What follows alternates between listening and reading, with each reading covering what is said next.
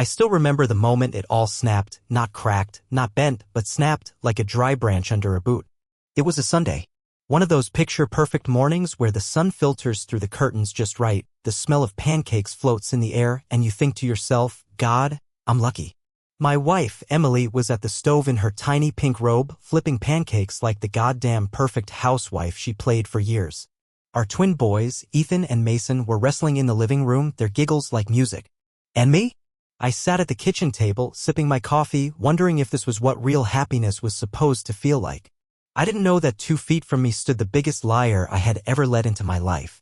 Morning, babe, she said, flashing the grin, that fake grin that used to knock me dead.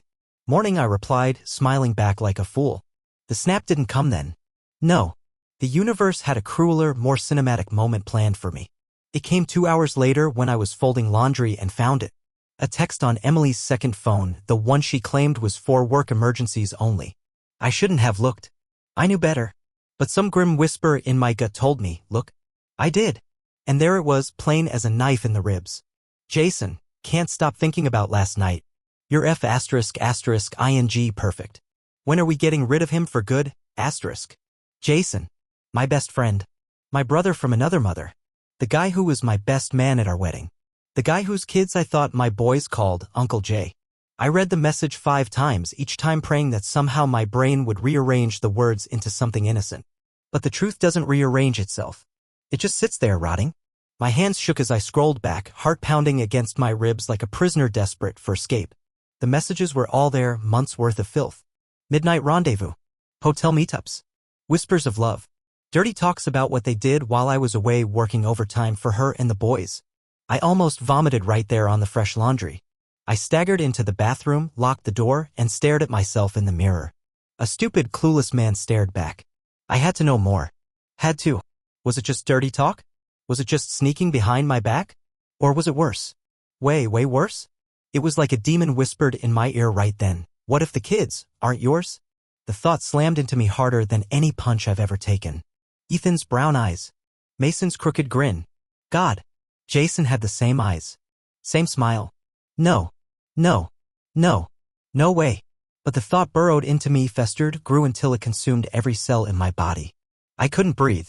I made a decision, right there, trembling, sweat pouring down my face like a junkie needing a fix. DNA test. I had to know. That night, I didn't sleep. While Emily was in the shower, singing like some Disney princess, I quietly swabbed the boys' toothbrushes and packed them in Ziploc bags. My hands didn't even feel like they belonged to me. I mailed the samples the next morning. Express delivery. Top priority. The woman at the post office smiled and said, anything special? I almost laughed. Yeah, lady. Just my whole damn life. 5 days. 5 days of pretending everything was normal. 5 days of smiling at a woman who was actively plotting my humiliation with my best friend. Every time Emily touched me, every time she kissed me, I wanted to scrub my skin raw. But I played along. Smiled. Laughed. Loved on the boys like they were my blood. 5 days of living inside a nightmare with my eyes open. Then the email came. Subject line, DNA results, urgent. My heart dropped into my shoes. I locked myself in the garage, opened the file, and read the results. Probability of paternity, 0%. Both children are not biologically related to the alleged father.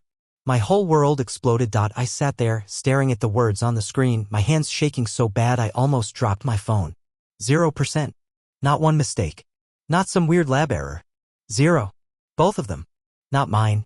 My sons, my little boys I'd raised, kissed goodnight, taught how to ride bikes, held when they cried after nightmares, not mine. They were Jason's. Jason, the guy who'd drunk beer with me at barbecues, called me his brother, said we were family. A buzzing filled my ears, drowning out every other sound. I didn't even hear Emily calling me for dinner. I barely noticed when she opened the garage door and peeked inside. There you are, she said, smiling the fake, too sweet smile. What are you doing? I looked at her. Really looked at her. Her blonde hair pulled into a messy bun. Her yoga pants clinging to her like a second skin. The same woman I used to think was the most beautiful person on earth. Now all I could see was filth crawling under her skin. Nothing, I said, voice flat, dead. Be right in. She hesitated, narrowed her eyes a little like she could smell the change in the air but didn't quite know what it was yet. Then she shrugged and disappeared back into the house. I sat there a few minutes longer, trying to figure out how the hell to breathe again. How to move without falling apart. How to not walk into that kitchen and smash everything to pieces. But I had to know one more thing first. Was she still lying? Was there even a single shred of honesty left in her? I walked into the kitchen too calm. The boys were at the table, faces lit up over their plates of spaghetti. Emily was bustling around, humming to herself like she hadn't shattered my soul into 1,000 splinters. I waited until the kids were busy slurping noodles before I asked, casually, "Hey you ever hear from Jason lately?" She froze. Not even half a second, but I saw it. The way her body stiffened, her hand clutching the edge of the counter like she needed to anchor herself. "Huh," she said, faking confusion so hard it was almost laughable. "No, not really. I mean, he's always busy with work and stuff." Liar. The words were like poison in my mouth. "Yeah?" I said. "Weird. You used to talk all the time." She laughed, forced and brittle. "That was years ago, babe. Before we had the boys. You know how it is. Before we had the boys. Before she got pregnant with Jason's kids and passed them off as mine."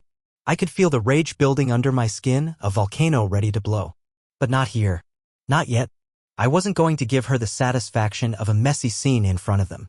No, I was going to make her squirm first. Later that night, after the boys were in bed, I confronted her. I sat on the edge of our bed, staring at the carpet, holding the DNA report in my hands.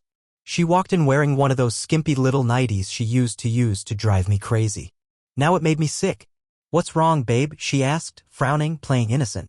I held up the paper. Didn't say a word. She blinked, tilted her head, laughed like it was some kind of joke. "What's that?" she asked, stepping closer. "DNA test," I said.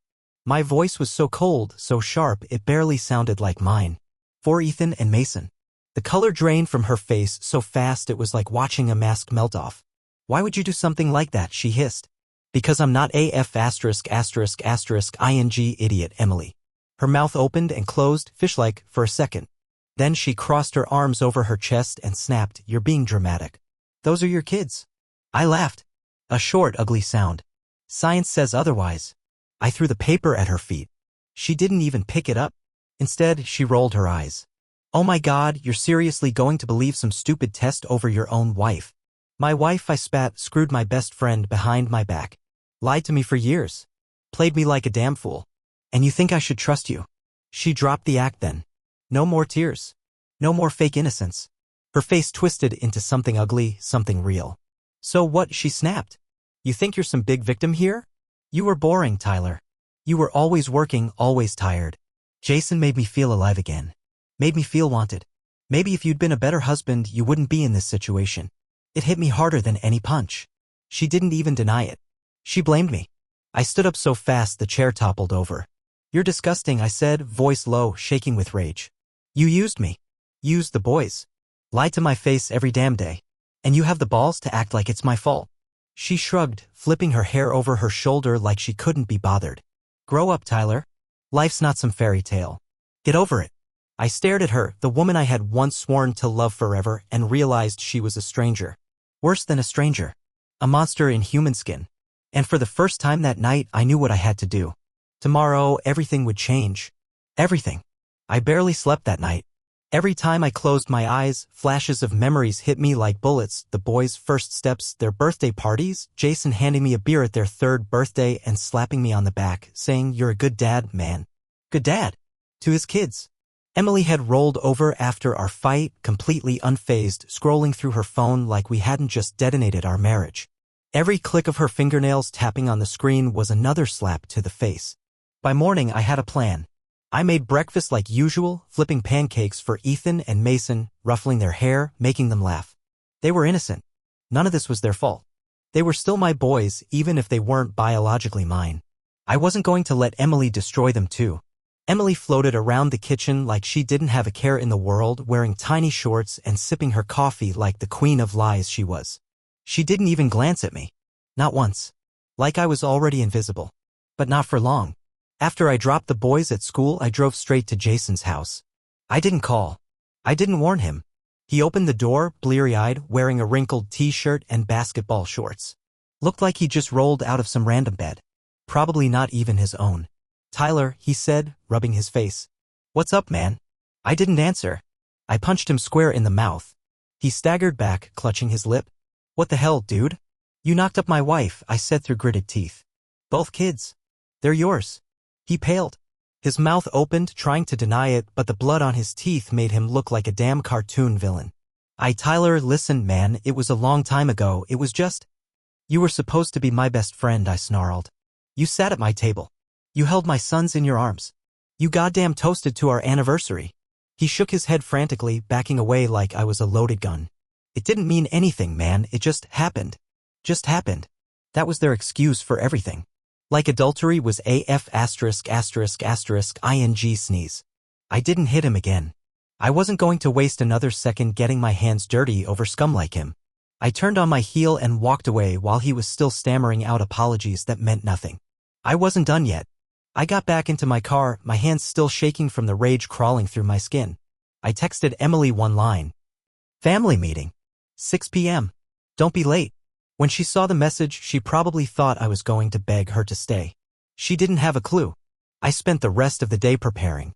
I contacted a lawyer. Started gathering documents. Made a plan to separate my accounts, protect my assets, and rip her claws out of my life once and for all. By 6 o'clock, everything was set. She walked into the living room wearing a fake sweet smile like a damn soap opera actress, draped in a tight little dress like she was going on a date. The boys were on the couch, looking confused. I swallowed the lump in my throat and knelt down in front of them. I love you guys, I said, voice cracking a little. No matter what. Always. Their little faces were scared. They knew something was wrong. Emily plopped down on the armchair like she couldn't be bothered. Okay, drama king, she said. What's the big announcement? I took a deep breath. The boys are going to stay with Grandma this weekend, I said. You and I were going to figure out the divorce. Her smile faltered. What, she said, blinking. You heard me, I said. It's over. I already filed. You'll be getting served tomorrow. She scoffed, flipping her hair. You're not serious. I'm dead serious. She laughed, high-pitched and nasty. Good luck proving anything in court, Tyler. You're just mad. The kids are yours legally. You'll still have to pay child support. Not after the DNA tests, sweetheart, I said, pulling the reports from my pocket and tossing them onto the coffee table. She went dead white. I'm not paying a goddamn dime, I said. You and Jason can figure it out. If he even wants you after this mess. Her mouth twisted into something venomous. You think you're going to win? You think anyone's going to side with you? I leaned closer, my voice dropping to a whisper only she could hear. Wait until the neighbors hear who knocked you up. Wait until your parents find out. Wait until everyone at the PTA knows you were playing house with your husband's best friend while he was working overtime to pay your bills. She looked like she wanted to slap me. But she didn't dare. Not now. Because for the first time she realized she wasn't the one in control anymore. I was. And I was just getting started. The next morning, Emily's games started. I woke up to a string of texts from her. Some were pathetic attempts at guilt-tripping, old pictures of the boys, a video of Ethan's first soccer goal, a voice memo of Mason laughing when he was just a baby. She was trying to pull at my heartstrings, trying to twist the knife a little deeper. Then came the nastier ones. You'll never find anyone better than me. Good luck being alone, loser. The boys will hate you when they find out you abandoned them. Each message was like a slap, but I didn't bite. I knew what she was doing. Manipulation was Emily's favorite weapon. And damn, she was good at it, used to be anyway. I muted her number and went about my day. When I got home from work, something felt off. The door was slightly ajar. I pushed it open slowly, every muscle in my body tensed. Inside, Emily sat on the couch, legs crossed, filing her nails like she owned the place. How did you get in? I asked, voice low. She smirked. Spare key, genius. I clenched my fists. Get out, Emily. Or what? She purred, standing up and slowly walking toward me. You gonna call the cops? Tell them your crazy wife came home. She reached out and ran a hand down my chest. I flinched away like she burned me. Her face twisted, mask slipping. You think you're too good for me now, she snapped. You think you're gonna trade up? I don't have to, I said, backing away. Being alone would still be 1,000,000 times better than being with a lying, cheating parasite. She laughed, a bitter, sharp sound that echoed through the empty house. You'll regret this, Tyler, she said, grabbing her purse off the couch. Mark my words. And then she was gone, the door slamming behind her so hard the windows rattled. I thought that would be the end of it. Wishful thinking. 2 days later, I got served with a restraining order. She claimed I was violent, unstable, a danger to her and the kids. It was complete bullsh**. I had never, not once, laid a hand on her or the boys. But the damage was done. Now I was fighting not just for a divorce, but to clear my own name. I sat across from my lawyer, Jeff Martin, a no-nonsense guy with sharp eyes and an even sharper tongue. "This is textbook," Jeff said, flipping through the papers Emily had filed. "She's trying to paint you as the bad guy to get full custody and probably bleed you dry on top of it." I nodded, jaw clenched so hard it hurt. "What do we do?" Jeff smiled grimly. "We fight fire with fire." "You said you had proof?" "Texts, DNA results, evidence of the affair." "All of it," I said. "And more. She's been breaking into the house too." He leaned back in his chair. "Good. We're gonna bury her in this." Court was set 2 weeks later. Those 2 weeks were hell. Emily tried everything, spreading rumors about me to mutual friends, showing up at my work pretending to cry, posting passive-aggressive sh*t on Facebook about abusive exes. I kept my head down. I didn't engage. Every dirty trick she pulled just made my case stronger. The morning of court, I stood outside the courthouse in a suit that felt like armor. My hands were sweating, heart pounding, but my mind was clear. She showed up fashionably late, of course, wearing a white dress like she was some innocent little angel. Jason was there too, skulking behind her like a kicked puppy. Seeing him made my blood boil, but I kept it locked down tight. I wasn't giving them the satisfaction. The hearing was brutal. Emily cried on the stand, painting me as some kind of monster, claiming I was cold, unloving, aggressive. She lied so smoothly, so easily that for a second I almost believed her myself. But then Jeff stood up, calm as anything, and tore her lies to pieces. He presented the DNA tests, the proof of her affair, the restraining order shenanigans. He even had security footage from my neighbor's camera showing Emily breaking into my house. Watching her squirm was one of the most satisfying moments of my life. When it was my turn to speak, I told the truth. No theatrics. No rage. Just the ugly, raw facts of what she'd done. When the judge ruled in my favor, dismissed her restraining order, ordered a full paternity investigation for custody, and allowed me to kick her out of the house officially, it felt like finally, after months of drowning, I could breathe. Emily stormed out of the courtroom in a rage, screaming about unfairness and how dare I do this to her. Jason chased after her like the lapdog he was. I stayed seated for a while, letting it all sink in. It was over. Or at least, this chapter was. There was still a long road ahead. Custody battles. Untangling years of shared finances. Explaining things to Ethan and Mason when they were old enough to understand. But for the first time in a long time, I wasn't scared. I was free. And Emily, she was just a bad memory waiting to fade. I didn't even make it back to my car before the next storm hit. As I walked across the courthouse parking lot, my phone buzzed with a new message. It was a video, no words, just the file. Against my better judgment, I clicked it. It was Emily. In the video, she sat on the edge of a bed, crying those crocodile tears she had perfected. Then Jason appeared behind her, shirtless, kissing her neck while she smiled at the camera like it was all some sick joke. Underneath, a text. Guess who the kids really love more? My hands shook. My stomach turned over. The rage bubbled up so violently I almost threw my phone across the asphalt. But I didn't. That's what she wanted. She wanted me to crack. Instead, I pocketed the phone, climbed into my car, and sat there, gripping the steering wheel until the feeling passed. I wasn't going to let her win. Not again.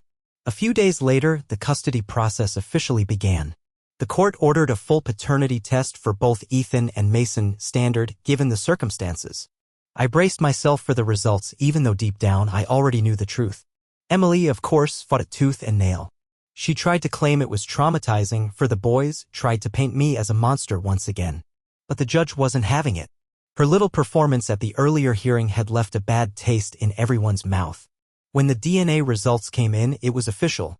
0% probability that I was the biological father. Both boys. Jason was listed as the most probable match. Seeing it in black and white didn't make it easier. In fact, it made the betrayal even more real, more brutal. Everything I thought I had, my family, my future, it had all been a beautiful lie she spun to trap me. I sat alone in my kitchen that night, the DNA report spread out on the table, a bottle of whiskey untouched at my side. I stared at the words, trying to process them, trying to make sense of a world where the last decade of my life had been nothing but smoke and mirrors. Emily didn't even apologize. She didn't call. Didn't text. Didn't show any shame. Instead, she posted a picture on social media of her, Jason, Ethan, and Mason at some amusement park, smiling like they were the perfect family. Like I never existed. The caption made me want to punch a hole through the wall. Sometimes real love comes from unexpected places. Red heart #blessed. Unexpected places? Try betrayal and manipulation and 10 years of lies, you heartless witch. The comments were full of fake friends congratulating her, pretending they hadn't been at my house every birthday, every barbecue, every stupid 4th of July party. It was like I had been erased overnight. I realized then how deep her poison had spread. How many people had been fooled. How alone I truly was. And still, I didn't break. Instead, I called Jeff and asked him to push for full severance. No shared custody. No financial support. No obligations. I was done playing her games. It was war now. When Emily got the papers, she lost it. She showed up at my work causing a scene in the parking lot, screaming that I was ruining the boys' lives, that I was an ungrateful bastard. Security had to drag her away while she kicked and screamed like a toddler throwing a tantrum. The next day, I found my tires slashed. No proof it was her, of course. She was too smart to get caught. But I knew. God, I knew. I documented everything. Every outburst. Every message. Every whisper of her insanity. Jeff was building a case so airtight she wouldn't be able to sneeze without getting sanctioned.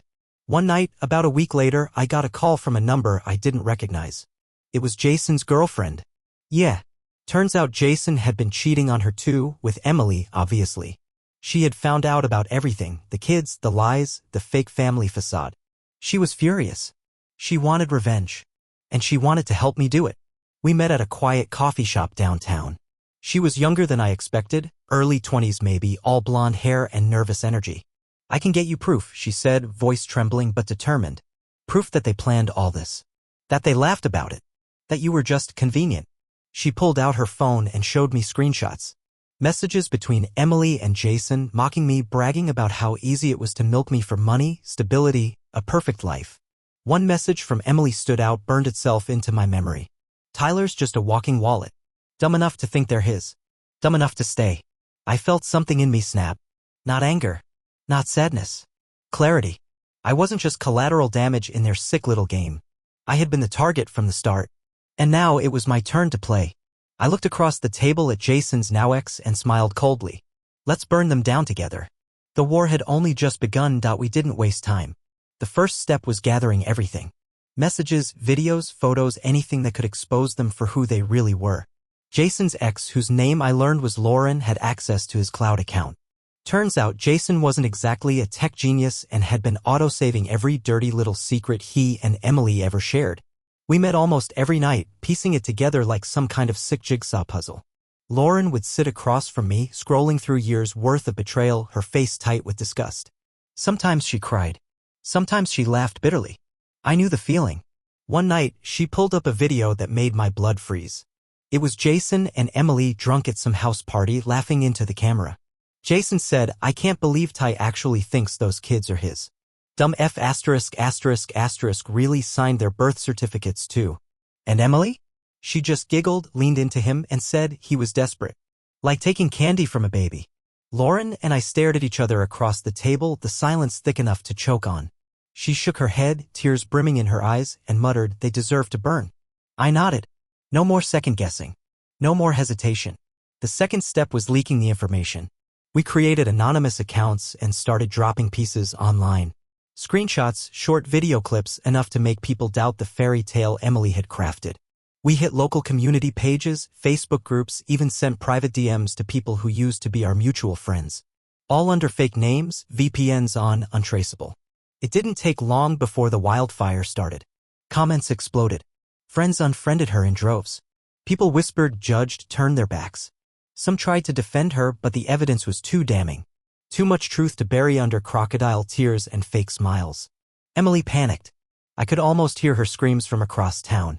She started posting long, dramatic Facebook statuses about toxic exes and jealous people trying to ruin her happiness.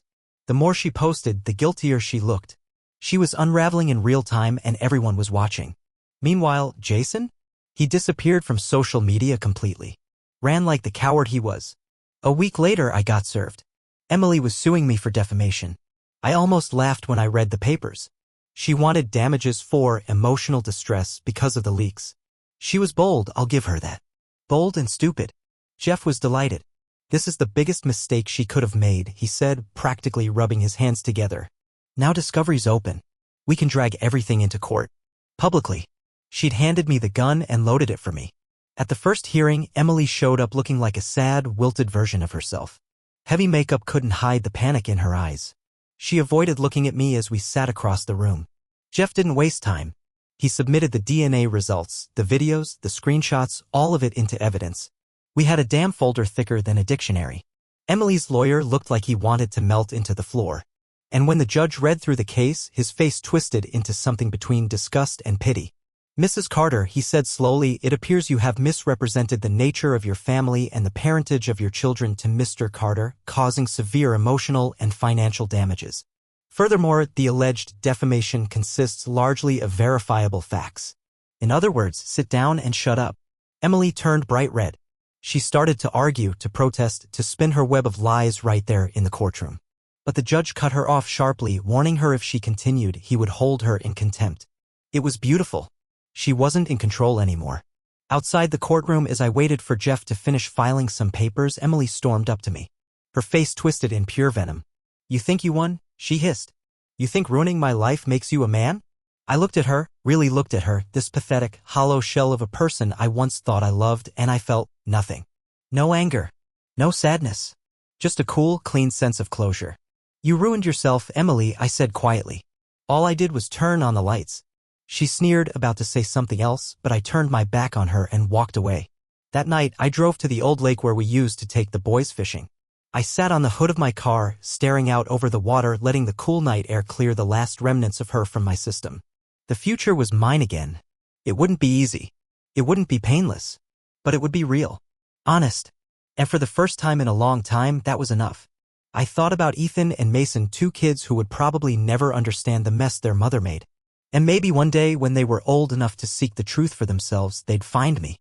And I'd be waiting. Not with anger. Not with bitterness. But with the truth. Because no matter how much Emily lied, twisted, and betrayed, truth had a way of surviving the fire. And I was still standing. Emily wasn't the type to accept defeat gracefully. 2 days after the courtroom humiliation, she showed up at my apartment unannounced. It was around midnight. I was half asleep on the couch, the TV throwing shadows across the living room, when the pounding started on my door. Loud, insistent, angry. At first, I thought it might be a neighbor, maybe someone needing help. But when I opened the door and saw her standing there, mascara smeared, hair a mess, eyes burning with pure hate, I knew exactly what kind of storm was about to hit. "You coward," she screamed, shoving her way inside before I could even react. "You ruined my life." I didn't move. Didn't flinch. I just stared at her like she was a stranger, because honestly, she was. The woman I had loved, trusted, built a life with, she was gone. Maybe she had never been real to begin with. "You ruined your own life," I said coldly, shutting the door behind her. "I just stopped covering for you." She whirled around, jabbing her finger into my chest. "You think you're better than me? You're nothing without me, Tyler. Nothing." It was laughable, the way she still tried to spin it. Like she thought she could gaslight me even now, standing in the ruins she made. "Get out, Emily," I said, voice low. Controlled. She laughed, a wild, broken sound that bounced off the walls. "You're pathetic. You couldn't even keep your own family. Jason's a better father to those kids than you ever were." That one stung. Not because it was true, it wasn't, but because it reminded me how deep her cruelty could cut. She knew exactly where to aim. Still, I didn't let it show. I crossed my arms, blocking the hallway. "You need to leave. Now." Her face twisted in rage. For a second, I thought she might hit me. Instead, she grabbed a lamp from the side table and hurled it against the wall. It shattered into 1,000 glittering pieces. I didn't even blink. "If you don't leave," I said, "I'm calling the cops." That got through. She stared at me, breathing hard, her chest heaving. For the first time, I saw fear flicker behind the fury. She realized I wasn't playing anymore. I wasn't the heartbroken, gullible husband she could manipulate. I was done. She stormed out without another word, slamming the door so hard the frame rattled. I locked it behind her, leaning against the wood for a long moment, letting the silence settle back over the apartment. My hands were steady. My heart was calm. She was gone. For real this time. The next few weeks were a blur of paperwork, meetings with Jeff, and silent days filled with packing up memories I didn't want anymore. I filed for divorce, citing adultery and fraud. With the mountain of evidence we had, it was open and shut. She didn't even bother contesting it. Good. I sold the house. I didn't want it. Too many ghosts in those walls. Every corner, every creaky floorboard was a reminder of the life we were supposed to have, the life she blew apart without a second thought. I rented a small apartment near the city. Nothing fancy. Just mine. Some nights, the loneliness crept in, sharp and cold. I missed the boys fiercely. Ethan's goofy laugh. Mason's shy hugs. But I knew keeping them away from her lies was the best thing I could do. I left the door open if they ever wanted to find me someday. And Jason? Last I heard, he tried to move in with Emily. Didn't last long. Their shiny little fantasy crumbled under the weight of reality. Turns out when the thrill of sneaking around is gone, you actually have to face each other, and neither of them liked what they saw. One morning I got a text from an unknown number. Guess you're not the only one she screwed over. Good luck, man. Jason. I stared at it for a long time, then deleted it without replying. He wasn't my concern. Never would be. One evening, a few months later, I ran into Lauren again. We bumped into each other at a local coffee shop, both reaching for the same packet of sugar.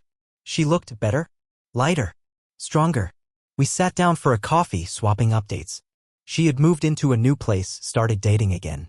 She laughed easily now without bitterness. It was good to see. Before she left, she looked at me, her smile fading into something softer. You know, she said, what they did, it doesn't define us. It never will. I nodded. I believed her. After she left, I sat there for a long time, watching people come and go, sipping my coffee. Life was messy, painful, brutal, but it was also real, beautiful in its brokenness. I had scars now, deep ones, but they weren't signs of weakness. They were proof that I survived, that I fought back, and that maybe, just maybe, I was ready to start living again. The first true weekend alone in my new place, I woke up without the heavy weight of expectation pressing on my chest. No fake smiles waiting for me. No cold glances across the breakfast table. Just sunlight streaming in through the half-open blinds and the quiet hum of the city outside. I made myself a simple breakfast, eggs, toast, coffee, and sat at the tiny kitchen table, letting the normalcy of it soak in. It was a small thing, but it felt huge. Like I had been drowning for years and had finally broken the surface, gasping in air that didn't taste like lies. That afternoon, I grabbed a notebook and started writing. Not a letter to Emily. She didn't deserve that much of my mind anymore. No, it was something different. A letter to myself. A way to process everything. To put it all somewhere outside of my own damn heart so it could start healing. I wrote about how love had blinded me, how I let small betrayals slide because I wanted so badly to believe in the woman she pretended to be. I wrote about the look in her eyes when I caught her, the way she laughed at my pain, the cheap, hollow excuses she threw at me like scraps to a starving dog. I wrote about the moment I realized the boys weren't mine by blood and how it didn't change the fact that, for years, they were mine in every way that mattered. I wrote about how betrayal isn't a lightning strike, it's a slow rot. 1,000 little choices to turn away, to hide, to lie. Until one day you wake up and there's nothing left but ash and bitterness. By the time I finished, my hand was cramping and the sun had started to set, throwing gold across the walls. I sat back and stared at the last line I had written. She broke me. But she doesn't get to keep me broken. There it was. Simple. True. Later that week, I saw Ethan and Mason for the first time since everything blew up. Their grandmother, Jason's mother, had somehow convinced the court to grant her temporary guardianship after proving how unstable Emily had become.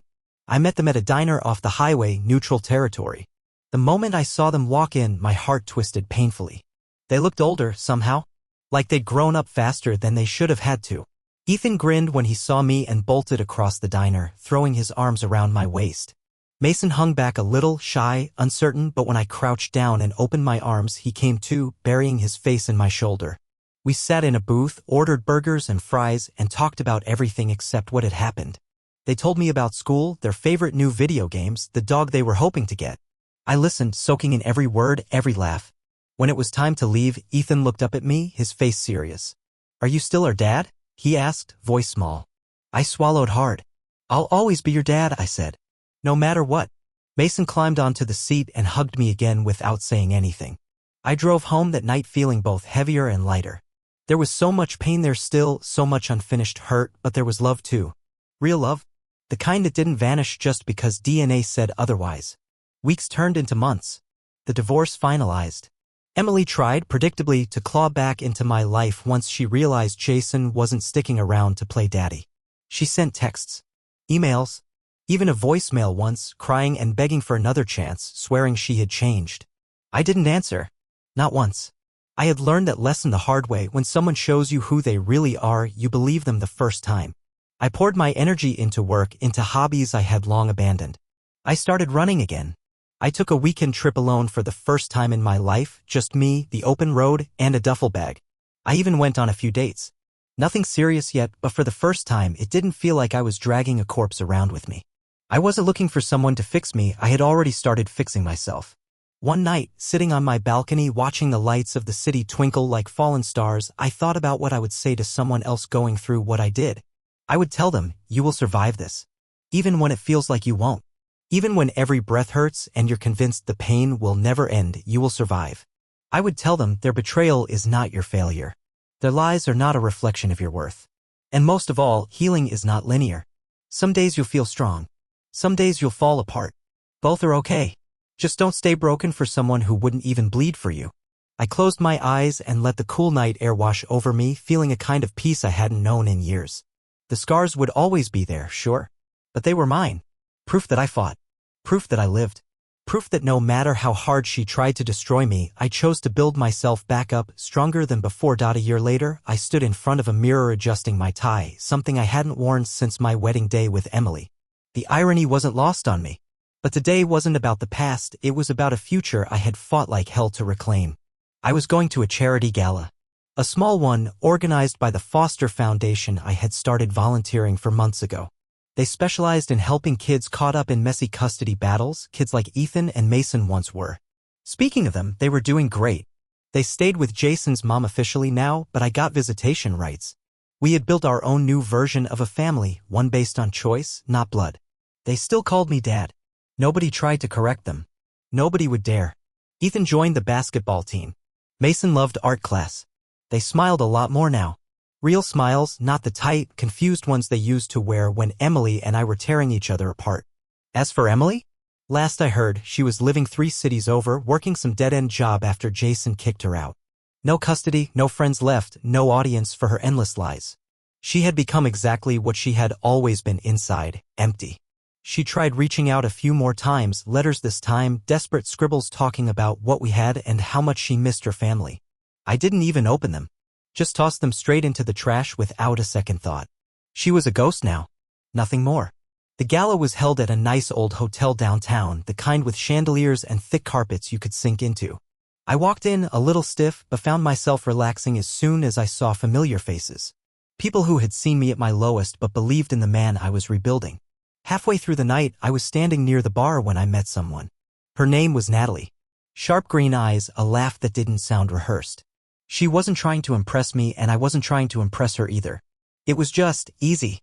We talked about travel, favorite books, stupid pet stories.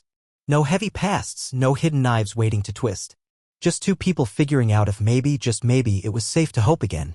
As the night wound down, I stepped outside onto the balcony, letting the cool night air hit my face. I pulled out my phone and scrolled through old pictures, ones of Ethan and Mason drawing pictures of our house, ones of us at the park, laughing so hard Mason fell off the swing. I smiled. Not sad. Not bitter. Just grateful. Grateful that even through all the betrayal, through all the hurt, I hadn't lost the parts of me that mattered most. My loyalty. My heart. My belief that real love, the good kind, the kind that doesn't need lies to survive, was still out there. Maybe it wasn't a perfect Hollywood ending. No fairy tales, no fireworks. But it was real. It was honest. It was mine. And after everything, that was enough. That was more than enough. I slid my phone back into my pocket and turned to head inside. Natalie was waving at me, a shy smile on her face. I waved back, feeling something deep inside me crack open, a seed of hope finally ready to grow. For the first time in what felt like forever, I wasn't looking back anymore. I was moving forward. And damn, it felt good.